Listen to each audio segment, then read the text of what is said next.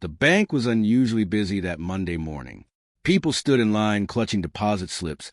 Business owners rushed between counters, and the quiet hum of printers and counting machines filled the air.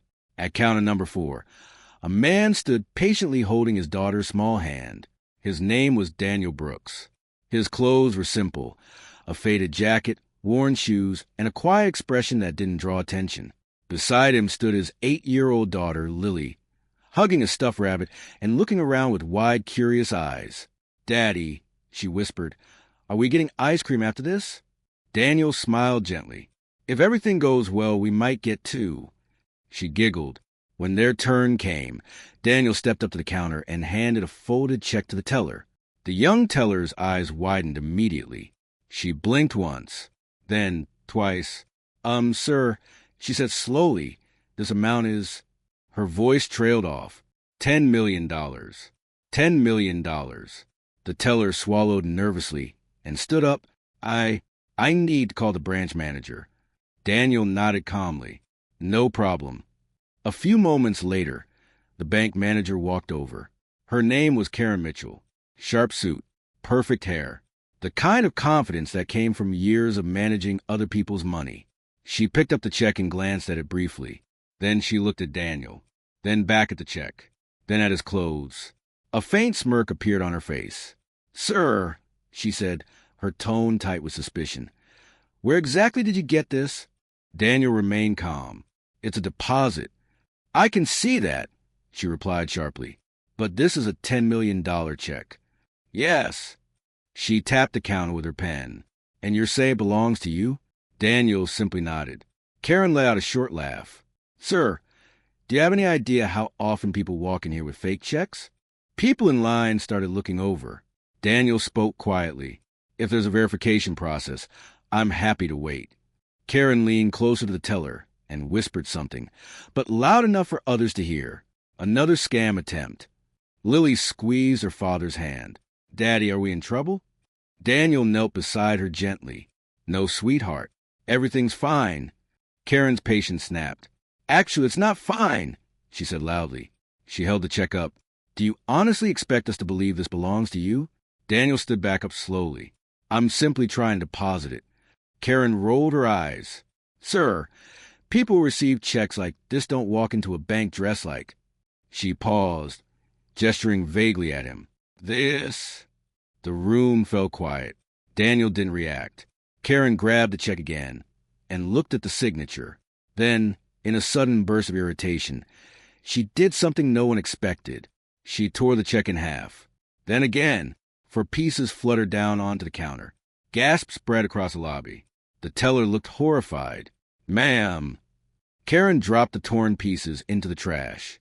"Sir," she said coldly, "we will not tolerate fraudulent activity in this bank." Daniel stared at the trash can. For a moment, the room felt frozen. Lily looked up at him with worried eyes. "Daddy, our check—" Before Daniel could speak, a deep voice came from behind them. "What exactly is happening here?" Everyone turned. Walking to the front doors was a tall man in a tailored gray suit surrounded by 2 assistants. It was Robert Hayes, regional director of the bank. Karen immediately straightened. "Mr. Hayes," she said nervously. "Good morning. We're just handling a fraudulent." Robert raised a hand. "Fraudulent what?" Karen pointed toward Daniel dismissively. This man attempted to deposit a fake $10 million check. Robert frowned slightly. Then his eyes landed on Daniel, and something in his expression changed instantly. His posture straightened. His tone shifted. He walked forward quickly. Karen continued speaking, unaware. "I've already disposed of the check, and we're about to ask him to—" "Sir," the word cut through the room. Karen stopped mid-sentence. Because Robert Hayes wasn't speaking to her. He was speaking to Daniel, and he sounded suddenly very respectful. Daniel turned slowly. "Good morning, Robert." Karen's face drained of color. Robert glanced at the trash can, then at the shredded paper, then back at Karen. "What did you do?" Karen stammered. I handled a suspected fraud." Robert's voice hardened. "That was not fraud." The lobby went silent. Karen blinked rapidly. "Excuse me?" Robert took a slow breath. That check, he said carefully, was issued by Brookstone Technologies. Karen crossed her arms defensively. So, Robert looked at her in disbelief.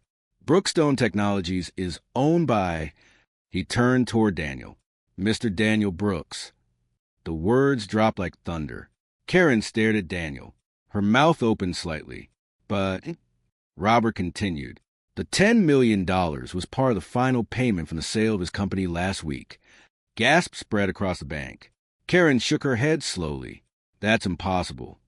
Robert gestured around the lobby. Everyone in the financial industry knows the story. He looked at Daniel respectfully. Sir, I'm deeply sorry for this situation. Daniel remained calm. It's all right.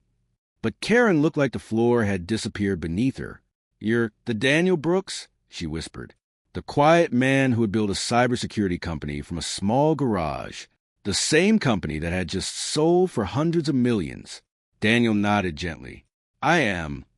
Karen glanced at Lily, then back at Daniel. Her voice trembled. I didn't know. Daniel smiled faintly. That was clear. Robert turned sharply to the teller. Retrieve every piece of that check immediately. The teller rushed to the trash can. Karen stepped back, completely shaken. I thought he was trying to scam us. Robert's voice was cold now. You thought he looked poor. Karen didn't answer, because that was exactly what she thought. Lily tugged her father's sleeve again. Daddy, can we still get ice cream? Daniel looked down at her and smiled. Of course. Robert nodded respectfully. Sir, we'll have a new check issued and personally processed. Daniel thanked him calmly. As he turned to leave with Lily, the entire bank watched, not because of the $10 million, but because the quiet single dad they had just judged was actually worth hundreds of millions. At the door, Lily looked back at the manager and whispered loudly, Daddy, why was that lady mean to you? Daniel paused. Then he said gently, Sometimes people decide who you are before they know your story. They stepped outside into the sunlight, and inside the bank, Karen Mitchell stood frozen behind the counter, realizing she had just torn up a $10 million check belonging to the most important client the bank had seen in years.